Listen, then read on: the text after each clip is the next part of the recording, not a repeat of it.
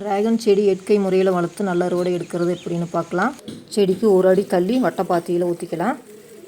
இதில் அதிகப்படியான NPK சத்து இருக்குது. இதில் அதிகப்படியான நன்மை செய்யும் பாக்டீரியாக்கள் இருக்குது. பாருங்கள், டிராகன் செடிக்கு கடலை புண்ணாக்கு கரைசல் கொடுத்தாச்சு. ஆகஸ்ட் 4. பாருங்கள், டிராகன் செடி பிஞ்சுகள் ஓரளவு பெருசாக இருக்குது. டிராகன் காய்கள் நிறைய கொத்து கொத்தாக காய்ச்சிருக்கு. பாருங்கள் எவ்வளோ காய்கள் விட்டுருக்கு. ஆகஸ்ட் 23. பாருங்கள், டிராகன் காய்கள் நல்லாவே பெருசாக இருக்குது. பாருங்கள், ஒவ்வொரு காய்கள் லேசாக பழுக்க ஆரம்பிக்குது. டிராகன் பழம் அறுவடைக்கு தயாராகிடுச்சு. வாங்க டிராகன் பழம் அறுவடை பண்ணிக்கலாம்.